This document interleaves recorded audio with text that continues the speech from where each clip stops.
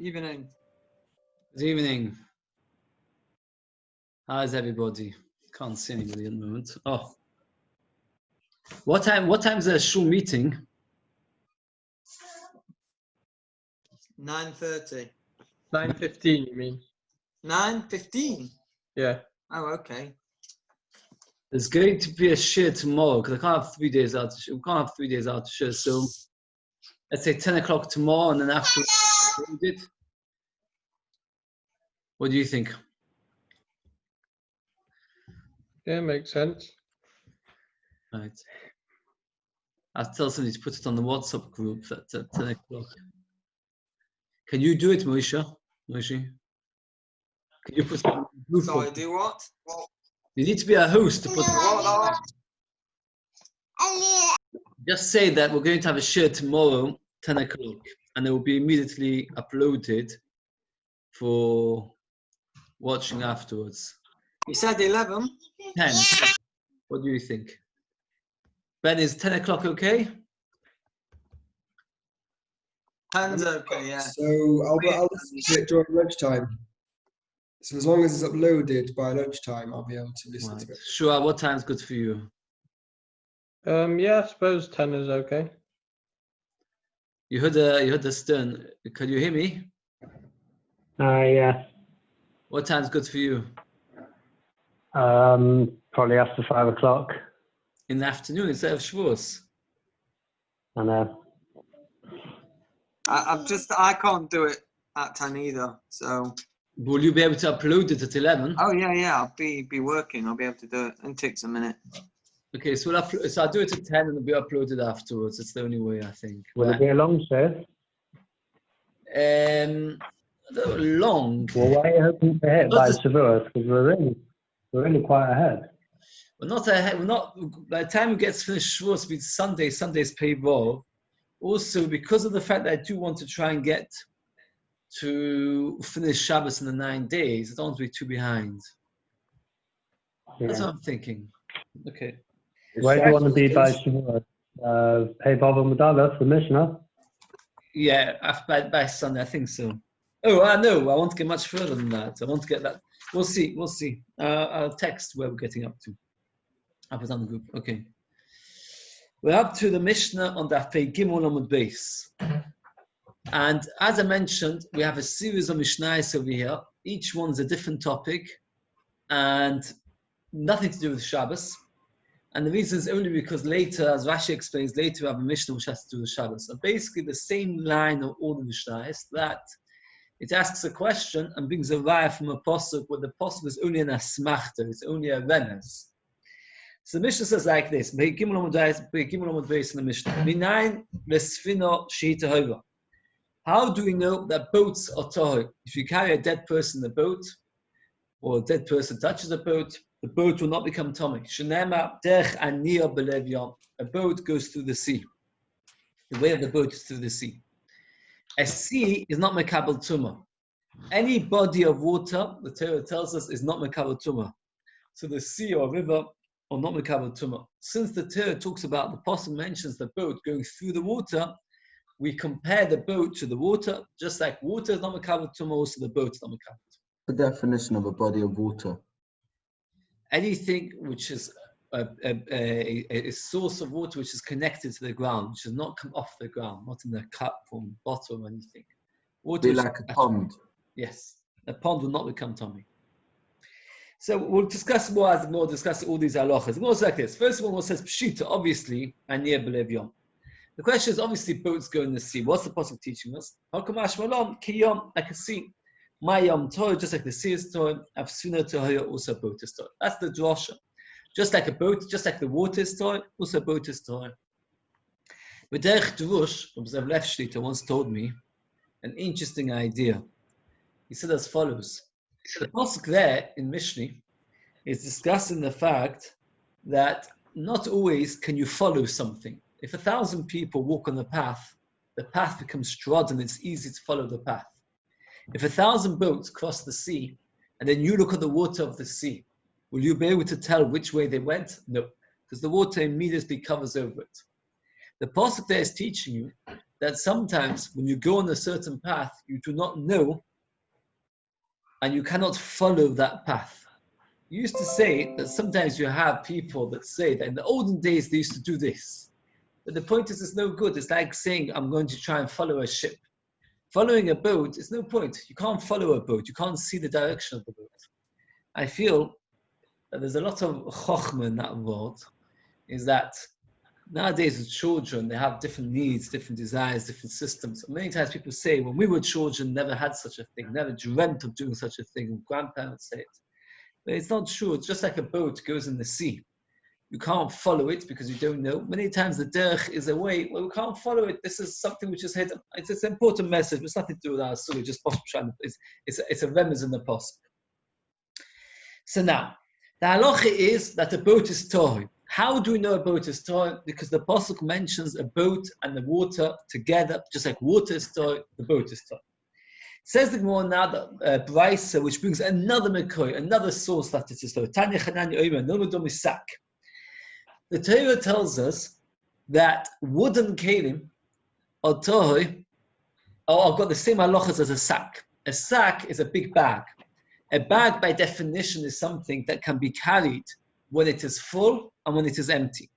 And from here we learn that any wooden vessel that is very, very big and cannot be carried is not tummy. If any of you have a small bedroom cupboard, then that, if a tummy person touches it, a bedroom, not a small bedroom, but a small bedroom by the side of your bed, so there's like 2-3 little drawers, what they call the bedside table. What, eh? Bedside table. Bedside table, a small bedside table, it can become tummy. If you've got a very big cupboard, then it is not tummy. Why not? Why is a big cupboard not tummy? Let's say you have a cloak cupboard. Why is that not tummy? Not movable. What? Oh, it's not movable. It's not movable when it's big, when it's filled. How do we know that something which is not movable is not tummy when it's filled? Answer is because the term mentions it in the same breath as a sackcloth. The sackcloth is something, a sack is something which is movable. A boat is not something that can be moved. So Chananya tells us, how do I know that a boat is toy? Because a boat cannot be moved. Let's see inside. Only something that can be carried full or empty. You can't move it when it's full and empty. That means there are two different sources to tell us that a boat is tohi. One makor, one source is because the Torah says it's like water, just like water is tohi, a boat is tohi. Another one is because we compare it to a sack. Just like a bag can be taken empty and full, also a boat has to be something which can be carried empty and full, and the boat can't be carried when it's full. So therefore, a boat is immovable, and therefore, it is not tummy. Can anybody think of a nafkamina between these two makoros, two sources? The Rav brings two. Let's see the more inside. My benai, if it's made out of earthenware. The halacha is wood, we just said if it's immovable, is not tummy. But earthenware is tummy. It's also in the sea, so it's toy, because just like we said, it's compared to the sea. Just like the sea is toy, a boat made out of earthenware is toy. The mandam like a sack, like a bag, only the ones written in the same pasuk, like a wood.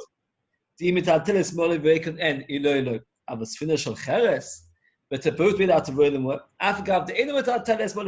is also tummy. Meaning, the whole halacha that has to be carried empty and full was only said by wood and cloth and things like that, which are mentioned together with the sack. The klichers wasn't mentioned together. Since it wasn't mentioned together, therefore it is tummy, whether it can be carried empty or full. Inami, another nafkimina, sfina sayarde. If you got a boat which goes on the yardin, meaning a very, very little boat. If you say the reason why it's toy is because it's compared to the water, this boat is also compared to the water, and therefore it's toy. This can also be carried empty and full. If you talk about a very little boat, imagine a rowing boat, right? A little rowing boat or a canoe. Can that be carried when it's full? The answer is yes. Since it can be carried when it's full, so therefore it doesn't have the din of taiva. So again, we so far said, the Mishnah tells us that a boat is a story. we've had two different mekoros, two different reasons why it's Torah. Either because it's compared to water, or because it's compared, and therefore, and it's just like water is Torah, a boat is Torah, or because it's compared to a sack, a bag. And just like a bag can be carried empty and full, also everything is only tummy if it can be carried empty and full. And a boat cannot be carried full. Says the Gemara, what's the nafkamina between these two mekoros? The Gemara says two nafkaminas. If you say it's only Torah because it can't be carried when it's empty and full, a little boat can be carried when it's little and full, when it's full. And therefore, it will be tummy. Mashenkin, if you say that the reason why it's Torah is because it's compared to water, so then all boats are Torah. Another pshat the Gemara says is like this, that an earthenware boat is not compared to a bag, because the pasuk doesn't talk about earthenware, it only talks about wood and things like that. Therefore, anything which is earthenware, according to the Mandama, that you learn it from the bag, then it would be tummy. If you learn it from the sea, it is Torah. Says the Gemara, the Omar Chanina ben Akavya, why did they say that these little boats that they put on the yard are not these big ships? The yard is a very small, narrow river. You can't put a big ship there. So why did they say that these small boats that go on the Yarden are tummy? What they used to do is they used to fill it up, load up the boat, and then put it down onto the Yarden. So you can see that it is movable. Since you can say it's movable, so therefore it is tummy. Now the Gemara tells us a little bit about Gadata to do with Shabbos.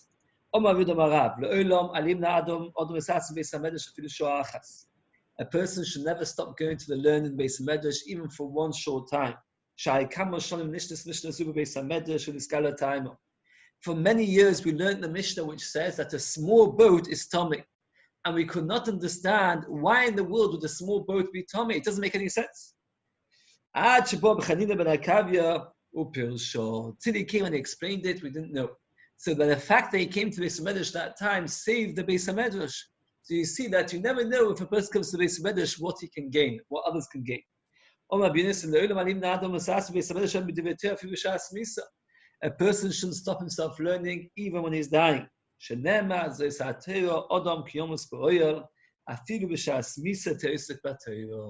says, this is the Torah. Adam ki yom spoil, the person's dying. We see that for a person should carry on learning even while he's dying. And there are many, many beautiful, amazing stories of big Talmidei Chachamim that while they were lying on the deathbed, they were busy talking and thinking and speaking and learning Torah. It's a tremendous power, tremendous connection to Torah. It's a big mitzvah of a person can to die Torah. So we see over here, this is the Mekor, because the Pasuk says, Adam ki yom spoil. Those had Torah, Adam ki yom spoil. Finally, one more. You can only be zeicher to Torah if you're ready to die over it. What does it mean that a person is ready to die for Torah? The Rambam explains like this. If a person wants to really be zeicher to Torah, he has to be willing to give up on luxuries, meaning not to be too demanding of all the different luxuries of life. A person who says, I want to eat this and to enjoy that and to have that, and what happens is by the time he's finished, he won't be zeicher to Torah. It's only when a person is dedicated to Torah to the extent that he's not indulging his life, then he will be zeicher to Torah. Others say, Adam ki yom spo'oya, the Chazon Ish writes, that it means breaking one's bad midas. To be zeicher to Torah, a person has to be ready to break his midas, and that's a form of death. When a person has a certain nature and he's ready to break that nature for the sake of Torah, that's Adam ki yom spo'oya. So either way, let's get back to what we've learned so far. A boat is Torah. There are two different reasons why it's Torah. Either because it's compared to water. And if it's compared to water, then all boats, whether they're big or small, whether they're made out of wood or earthenware, are all Torah. Alternatively, the reason why a boat is Torah is simply because it's compared to a bag. It's in the same pasuk. And boats cannot be carried like a bag. It's like a big cupboard, which we said is Torah. So the Gemara says the nafkamina would be about an earthenware boat or a small boat that, according to the second man, Omar, it would be Tomah. So now the Gemara is like this. Omar Rov. Ulechananya, top of Peidalad Omud Aleph, tiltul alidei shvoim shmei tiltul.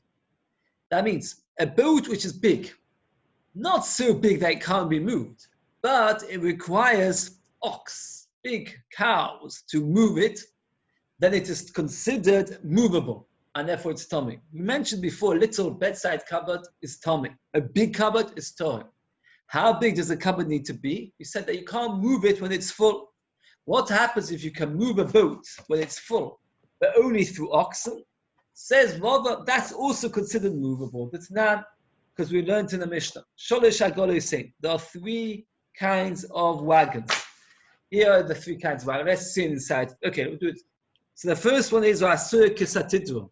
This is one which is made like a chair. Can you see this wagon is made like a chair? Sometimes you see, like in India, I think it is, people who don't have cars, they want to get from place to place. They sit on like a kind of wagon and people pull the wagon along. So this is really a chair wagon. Then Tameo Medras. Then it's Tomei Medras. What's Tumas Medras? Whenever a Zov or a Zova sit on something which is made for sitting, then it becomes Tomei Medras. This is something which is made for sittings, therefore it's Tomei Medras.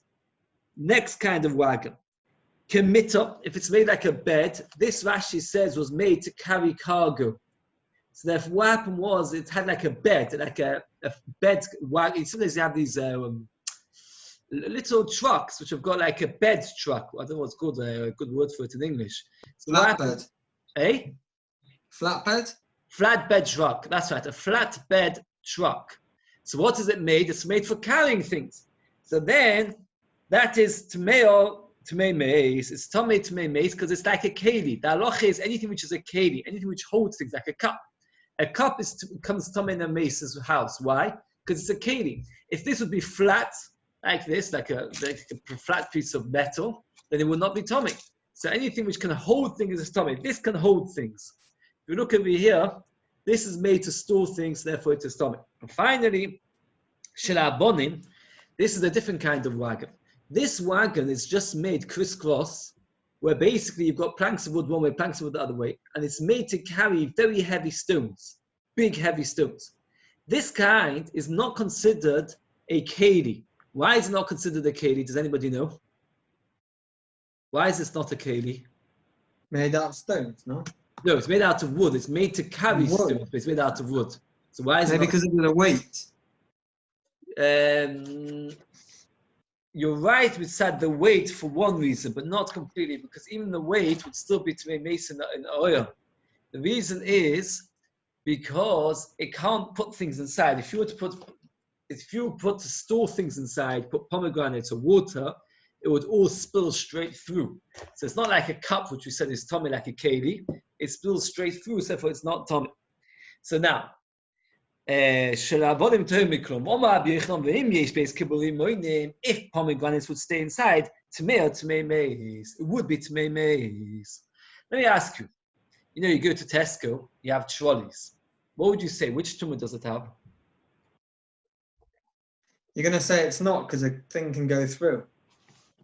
Yes, right, good. But I don't know.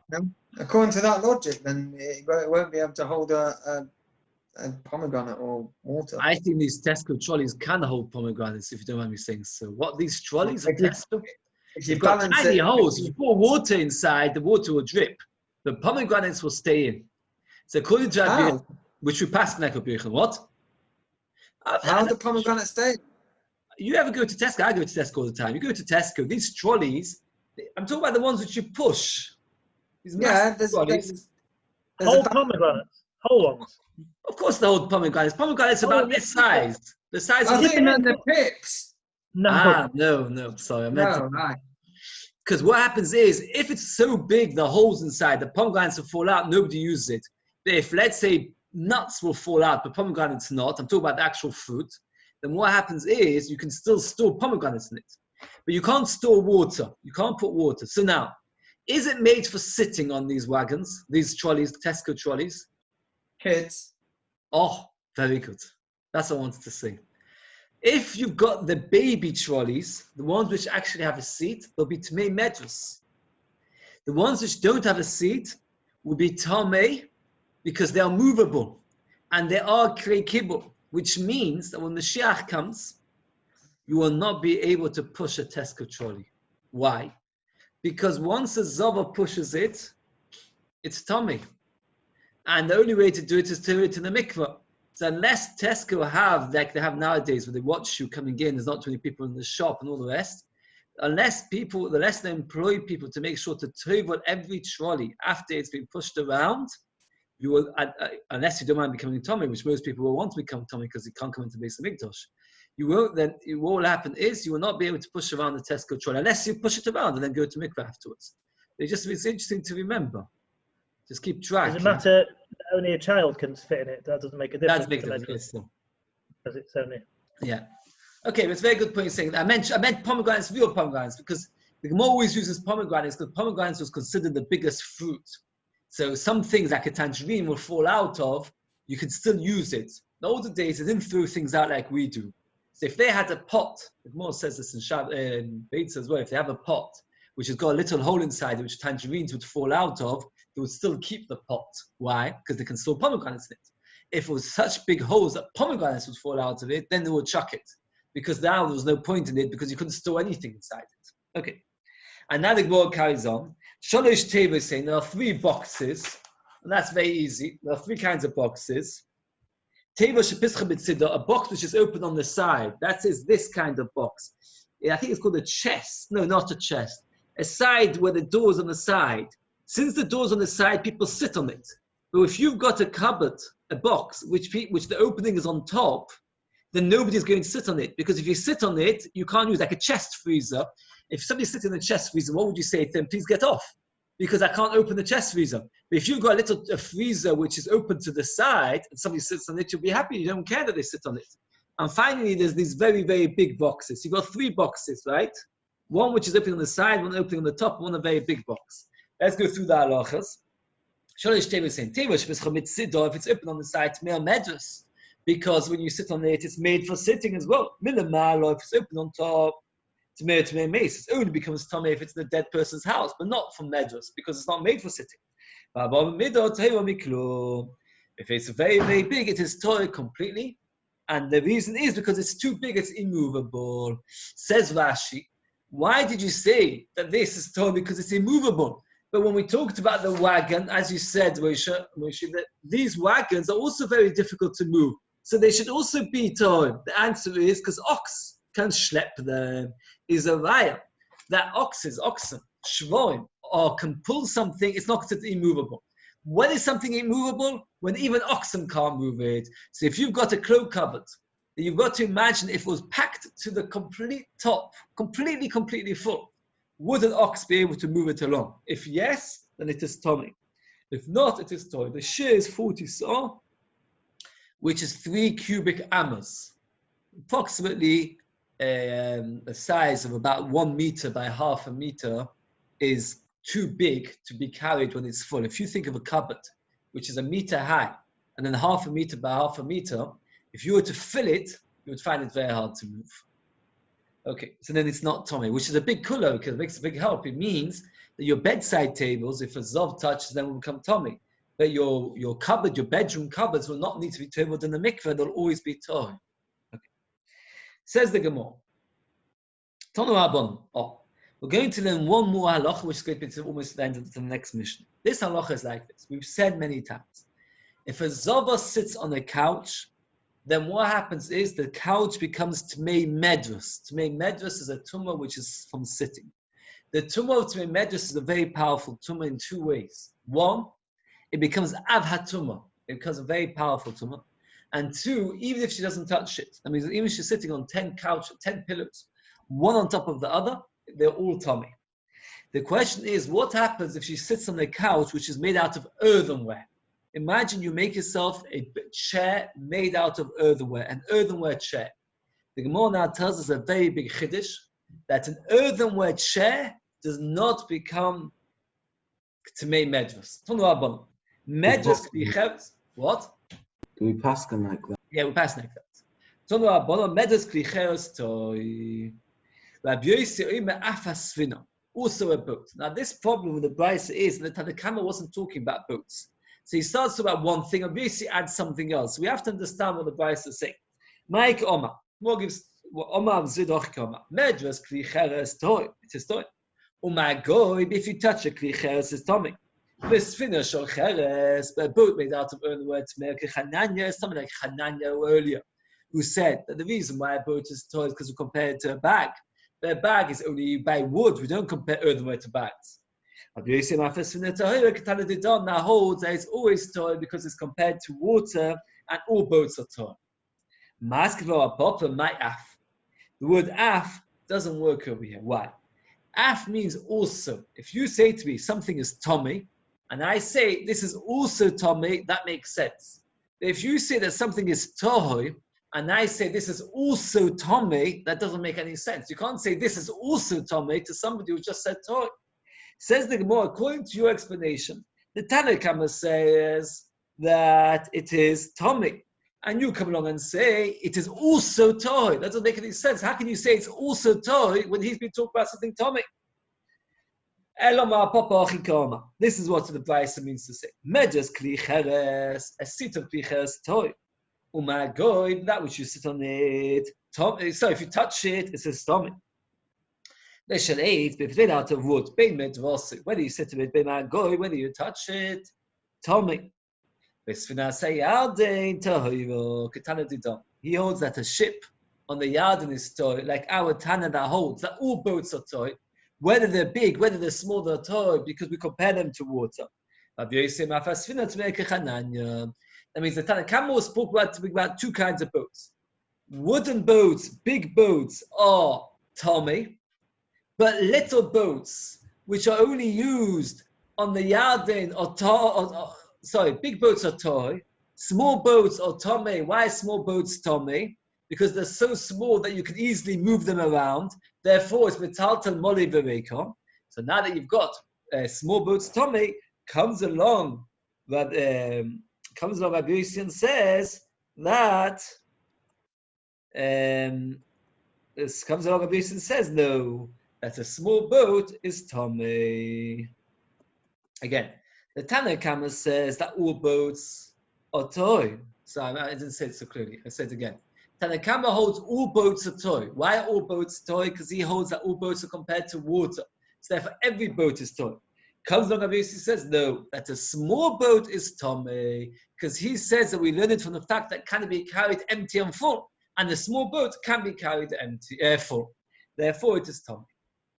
Says the Gemara, medas kli cheres minol on the toy. And according to that, it comes out very nicely why it says the word af. Because since Tanakhama was saying that by wood it is tomei, so therefore when he says, and this is also tomei, he's referring to the thing. You said one thing is tomei, I said this is also tomei. It says, well, medas kli cheres minol on the toy. How do we know that when you sit on the earthenware keli, it is toy? So the Gemara brings a few drashes. Omar Chizkiah, Omar Kol, the Pasuk says like this. A person who touches something which is Zav slept on. Now the halacha of sleeping and sitting is exactly the same. To me, Medrash applies to sitting and to lying. Makish mishkavoi loy. The word mishkavoi means his mishkav, his bed. By the fact that the Torah calls it his bed, the Torah is telling you there's a similarity, there's a hekesh between the person and the bed. Mahu, just like he. Just like a person can become turned a mikveh. Also, the bed, we talk about something that can become turned a mikveh. Now, the halacha is earthenware things never become turned a mikveh. How does one make an earthenware thing toy? Does anybody know? How can you make something earthenware toy? Smash it. Smash it. Very good. Very good. Yeah. So therefore, a person can become toy by going to mikveh. A klicheres can't. Therefore, since the pasuk says that the tumas medus is comparable to the person, we say, when is the tumas medus? Only something which is comparable to the person. But something which is not comparable to the person, there's no tumah. Therefore, since by klicheres there's no tara in the mikveh, so therefore there's no tumas medus either. The more now big Rabbi Shmuel says very similar to Rabbi Shmuel Tana. Mishkav nidosa yelo. Makish, we compare mishkov lo, the bed to it, to her. Mahi, just like she is the tower of mikveh, she gets toy in the mikveh. Af mishkov nami is the tower of mikveh, she has a tower in the mikveh. La fuke klicheres, the less no tower of mikveh. It's exactly the same drasha, just from a different place. The first time he learns from mishkavoy, he learns it from mishkavoh.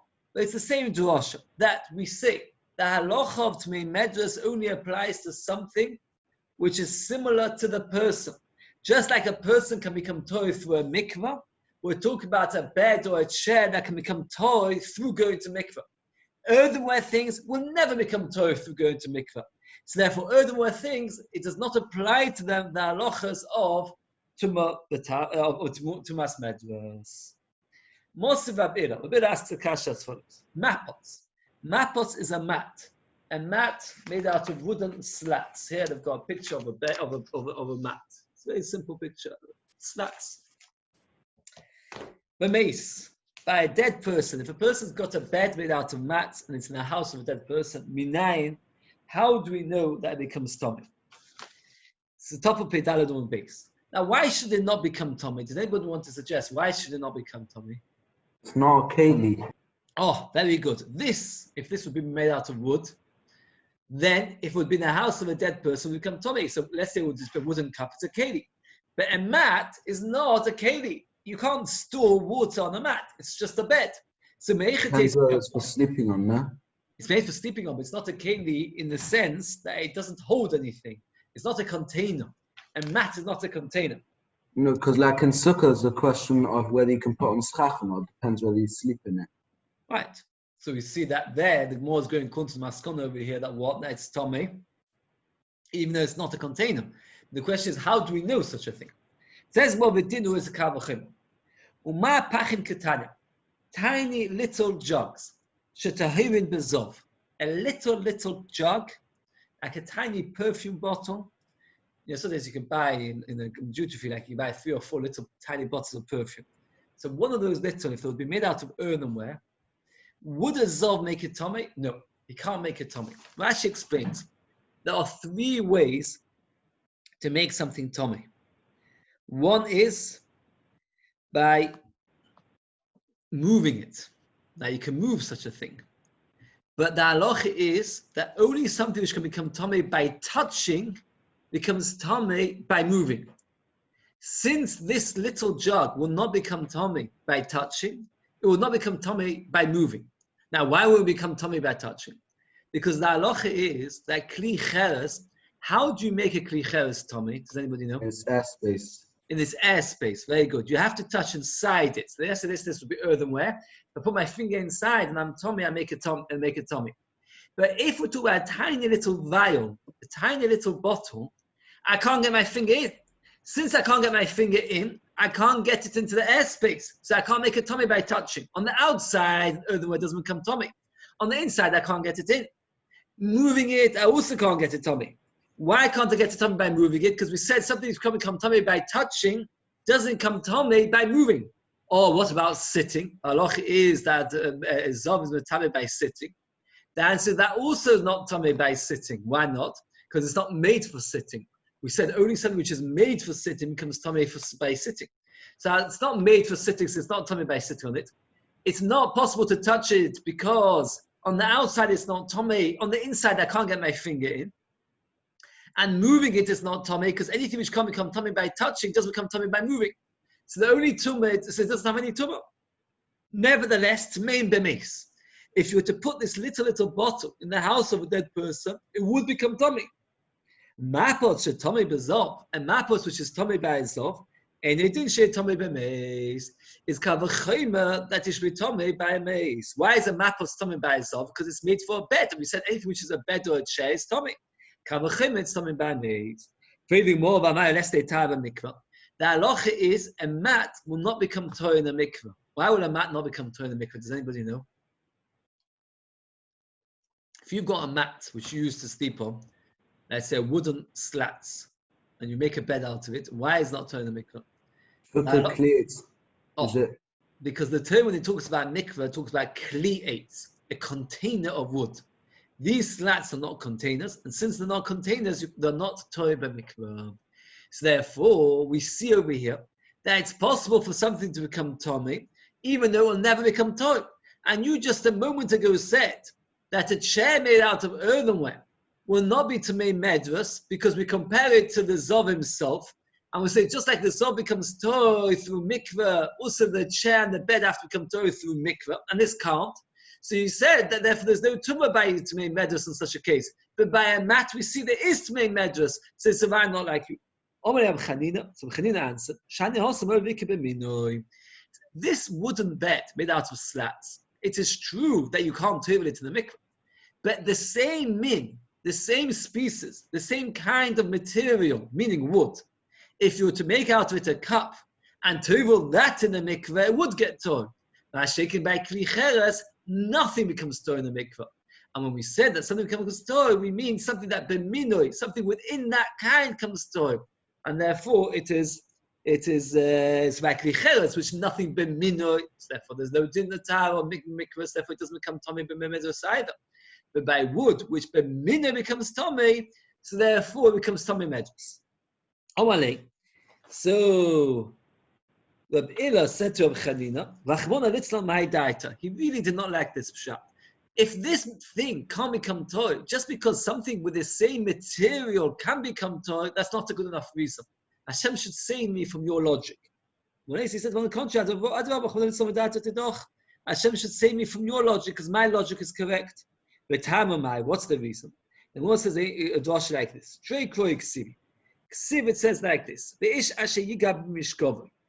A man who touches the mishkov of a zov. And there the word mishkov is read mishkovoi. His mishkov. Something which belongs to the zov. And there's another pasuk, Ksiv, v'chola mishkov asher yishkav lo b'azov. And there it doesn't say mishkovoi, his mishkov. It just says mishkov without the vov. In Lashon HaKodesh, when the word has the vov, like bais is a house, beisoi is his house. Mishkov is a bed, mishkovoi is his bed. In one place it talks about a bed, in one place it talks about mishkovoi, his bed. So we see in one place the pasuk is comparing the bed to the zov, and in one place the pasuk is not comparing the bed to the zov. Okay, so how can you do that?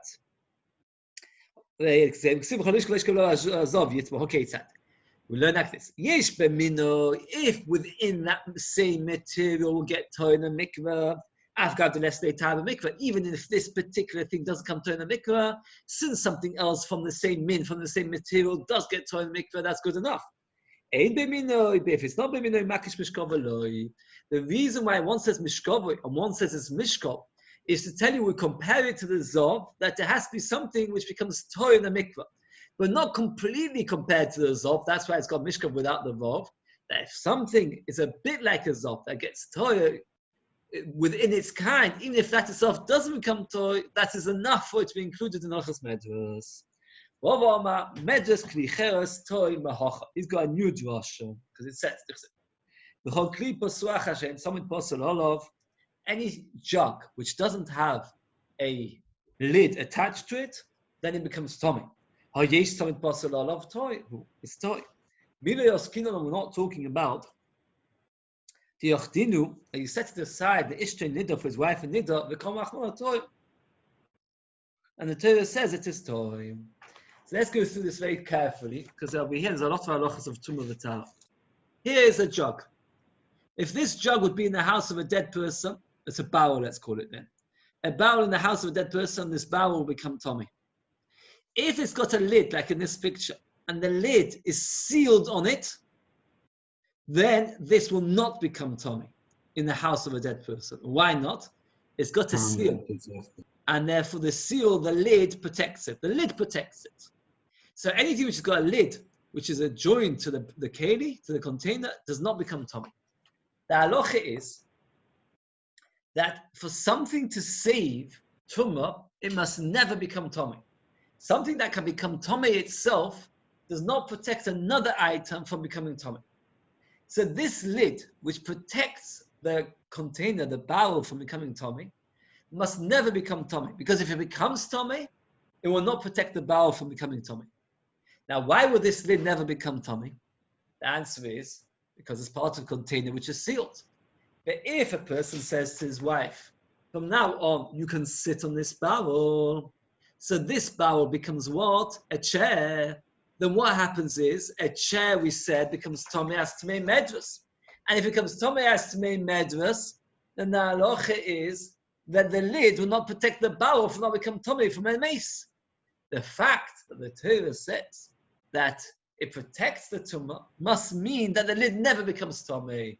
Why would the lid never become Tomei? The answer must be because it does not become Tomei Medras. Says Robert, the fact that the lid does not become Tomei by a Zova is the only reason to explain why the lid protects the rest of the barrel from becoming Tomei.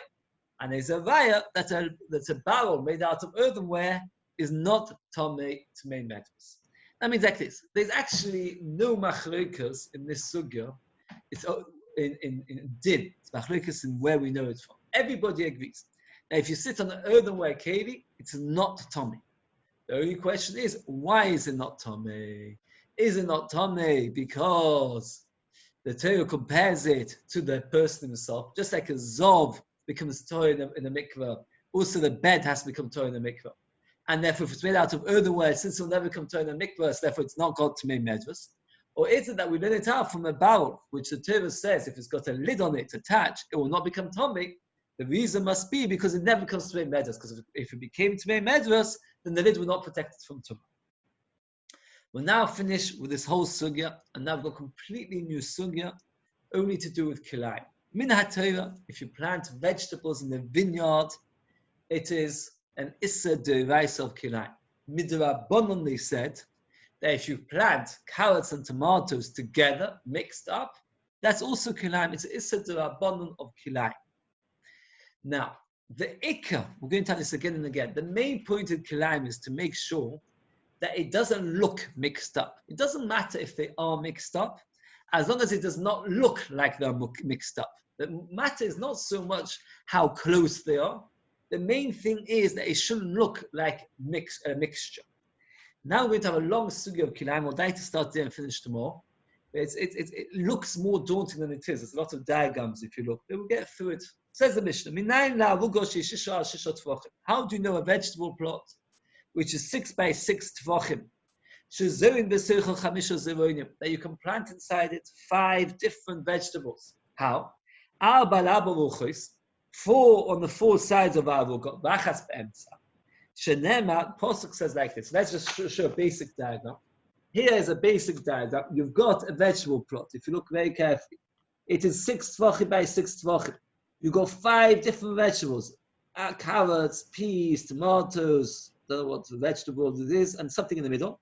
This vegetable plot is okay.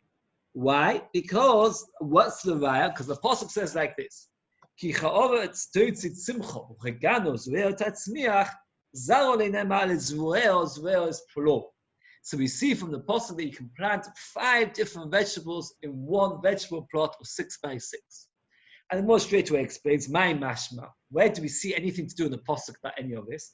Answers the Gemara Omar Yehuda. Ki cha'oretz toitzit simcha. Toitzi, the word toitzi is to sprout. Chad is referring to one. Simcha, the thing that grows, the growth. Chad, that's one. How it shrei come to 2. Zuel is plural. The minimum of plural is always 2. Shrei is another 2. Arba. Tatzmiach chad ho chamisho. The pasuk says 5 different expressions of planting, of growing. And it's referring to the fact that you can grow 5 different things in one vegetable plant.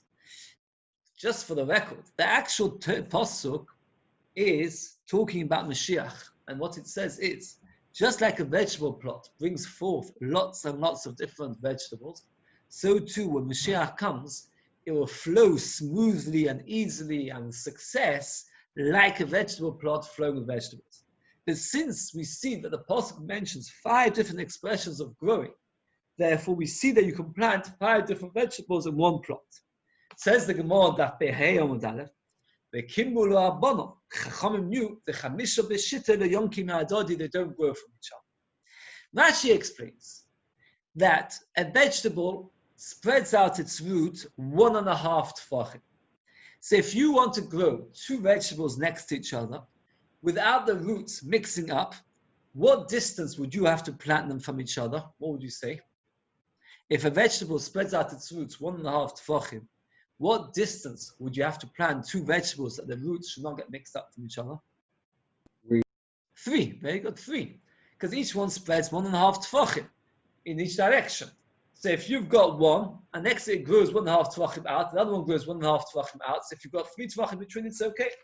So if you look in this over here in this plot, in this picture, you've got one vegetable plot in the middle, and all these, there's 3 tefachim between the middle and all the corners, it's okay. Now, what should you be asking me straight away? What's wrong with this vegetable plot? If we said that you have to keep a distance of 3, what's the problem with this? All the other ones are hitting.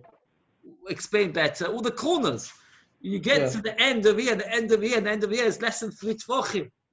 Right? It's very nice, you've got 3 tefachim from the middle to the side. But from the end of this row and the end of this row, there's nowhere near 3 tefachim. There's maximum maybe a tefach or something. What's the answer? The answer is that over there, it won't look mixed up. Because one is being grown vertical and one is being grown horizontal. So everybody can see that it's 2 different kinds of planting. So therefore it doesn't look mixed up. And as we said by Kinaim, it doesn't matter. The main thing is it shouldn't look mixed up. So if that's the case, why did I just say to you, you need to keep away 3 tefachim? The answer is like this. You have to go both. Either. Means one of the other. Either there has to be a 3 tefachim gap if they're planted in the same way. That means let's say you're growing them all horizontal. So then what you have to do is, then you have to make sure there's 3 tefachim gap and they shouldn't get mixed up. Or, if you plant them in different directions, then it doesn't matter. Even if they get very close to each other, it's okay. So therefore, in a vegetable plot of 6 tefachim by 6 tefachim, if you work out those both calculations, you can plant 5 different vegetables. 1 on each of the 4 sides. And it doesn't matter if the corners start touching each other, getting very close to each other. Why not? Because they're growing in different directions. Therefore, people can see they're not mixed up. And 1 literally in the middle. Why in the middle? Because in the middle of 6 tefachim, you've got 3 tefachim gap in every direction. And therefore, even if the vegetable spreads 1.5 tefachim from its roots, it doesn't matter. Because you've got 3 tefachim gap. Says the Gemara, where do Chazal know? Where do we know this idea that Chazal knew the roots of all the vegetation where it grows from? The Ritva explains that this was something that Chazal knew was not part of the Torah. Rather, this was something they knew from their skills in botany. In what's a good gardener? What's the skill of learning botany? It's called botanical studies. That's how they knew it. What does the pasuk mean? The simple pshat in the pasuk is that when Eretz Yisrael was divided out between all the shvatim and the families, they put borders between every family. There's an aveira to get up in the middle of the night and move the border so you should get a bigger portion of the land. That's the pasuk. Don't push back the border which the elders, previous Rishonim means previous generations, set up. And the Gemara gives another pshat, which Rashi says that both are true. It's not arguing with this first pshat. They're not allowed to move the borders. It also means the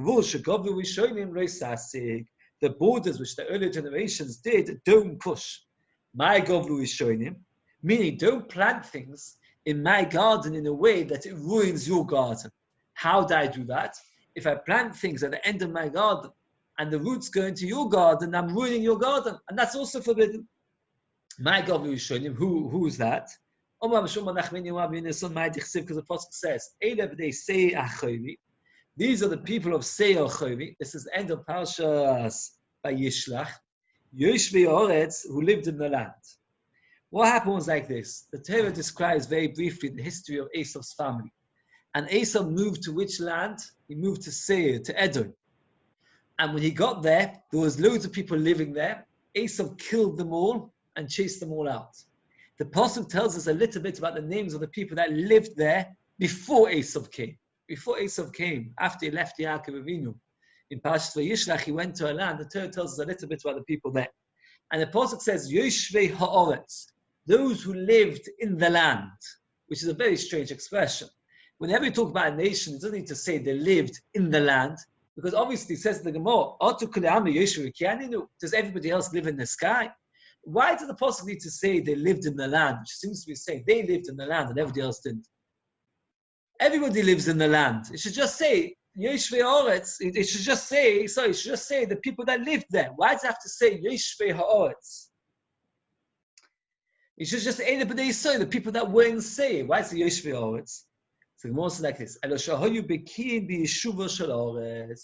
they were new the settlement of the land. The people that lived in this country knew with wisdom how the world, they were tremendously wise in botanical studies. How? More explains.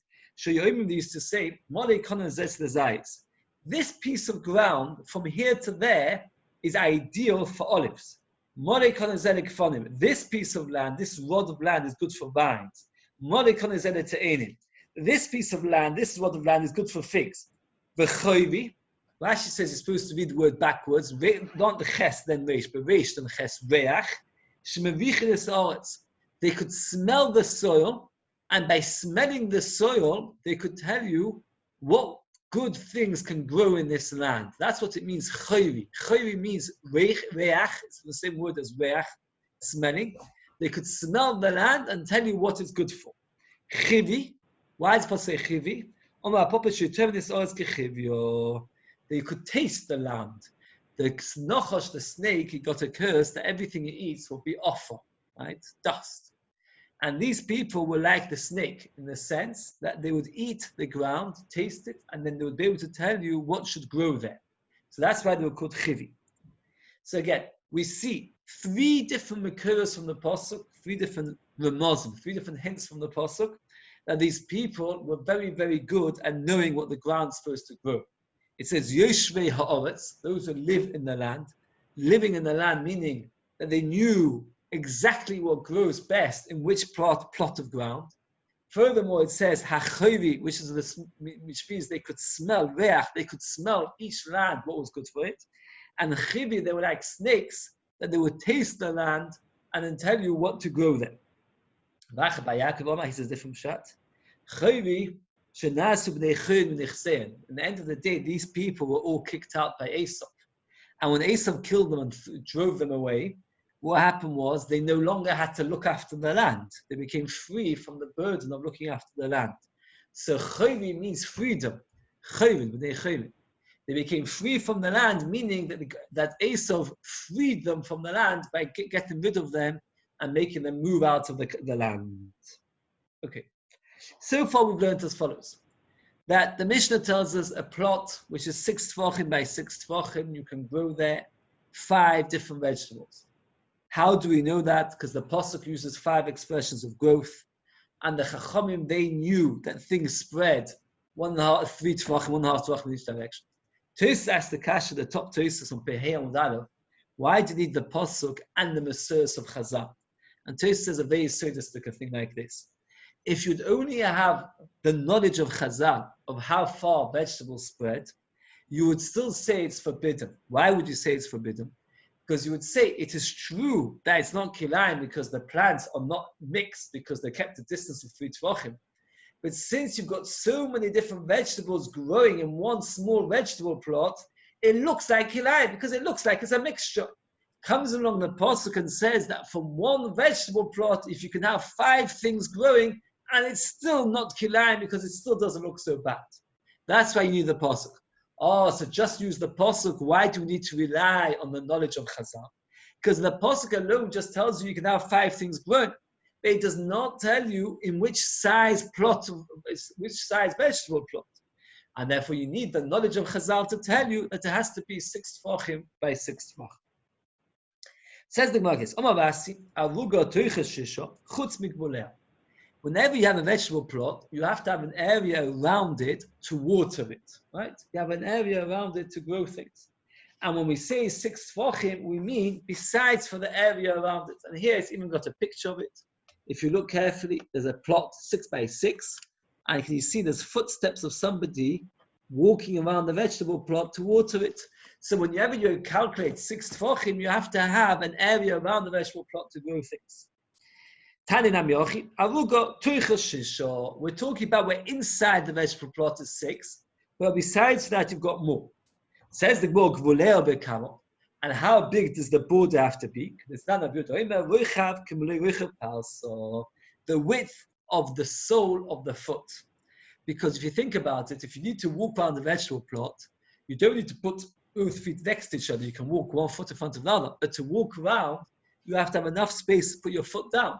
So it has to have the width, this vegetable plot, which is 6 by 6, which we said you're allowed to have 5 things growing inside it, but you must have enough space that a person can walk around it. How much is that? Is the space of the width of a foot.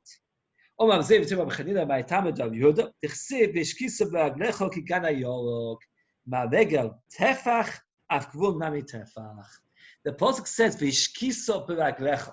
You should water it with your feet. Water it with your feet means that you walk around with your feet while you're watering it. And how wide is a person's foot? It's a tefach. So if you measure the sole of your foot, go around, you take tonight, take a tape measure, and then you've got machlokas how much your tefach is. 10 centimeters. Kod chaznish. Or was it 8 centimeters according to Noah? And then you've got the, what's the word for it? You've got the measurements of your tefach, how wide your foot should be. So the Maisa, when we talk about a vegetable plot, which you're allowed to plant 5 different things, it has to be 6 by 6 with an extra tefach around. Okay. I'm going to just say a short word on the beginner, and then we're going to carry on with Hashem tomorrow from here. It's a new topic. It's not a new topic, it's all about planting. I'd like to get very much to somewhere on Pei Vav Amud Beis. I'm going to get to Pei Vav Amud Beis 10 lines from the bottom. It's a daf, just over a daf. And where I'm going to get to is actually the beginning of the Gemara, which discusses Matan Torah. So if you have time on Shavuos, I'll go over it again after Shavuos, but we'll get just to where the Gemara talks about the story of Matan Torah. Pei Vav Amud Beis 10 lines from the top. If you want to learn with your children over Shavuos, that's where you should learn from. Pei Vav Amud Beis, that's where we're going to get up to Mitzvah Shem tomorrow. The show will be 10 o'clock. I know it's a very, very big difficulty on Erev Yom Tov. There's so much business to do and so much jobs to be done. And don't forget, you have to do Erev Tafshilin besides for everything else. But the fact is that it's a shame not to chaperein in order that, I think it's a good idea that we should try and get to finish the Masechta by the 9 days, unless people object. And I don't want to fall behind anyway because of Shavuos. So therefore, we got up to just now, Omar Rav, which is 4 lines from the bottom of Pehei Amud Aleph, 4 lines from the bottom of Pehei Amud Aleph, Avuga B'chol Shoninu, which is a new topic regarding this planting. And we're going to get to Pei Vav Amud Beis Tanu Rabbanon, which is all to do from Pei Vav Amud Beis. If you've got time to do it yourself, it's 3 daf just talking about Matan Torah. Many people actually tried to learn. Some people changed the whole system around in order to get it in time for Shavuos. We didn't, but we get there in time for Erev Shavuos, so that over Shavuos you can do achana, prepare it. It's very, very geschmackadaf. Just say one very, very short word. Is if you think about Rus and Orpah. Rus took the harder route. She went back to Eretz Yisrael. She became a beggar, collecting like a shichamper. Orpah took the more pleasant route. She went home to the palace to enjoy life. In the end of the day, what happened to Rus? Rus was zeicher to see Nachas. She lived a very, very long life. She lived to see Shlomo HaMelech being the king of the world, building the Beis HaMikdash, and she had a throne next to him. What happened to Orpah? The Medrash says Orpah was raped by over 100 different men, and she suffered terribly. She had a very hard life. She saw children being killed, etc. Why?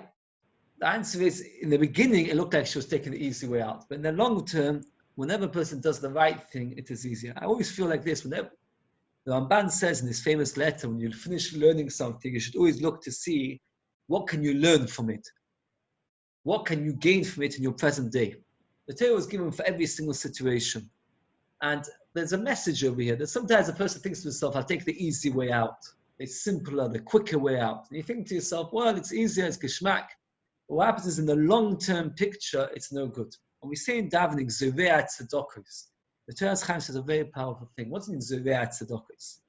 If you imagine in my hand, I can carry 100 seeds, or 100 apple seeds easily. 100 apple seeds in my hand without any problem.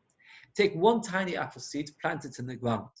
Come back a few years later, you have a tree producing thousands of tens of thousands of fruit every single year.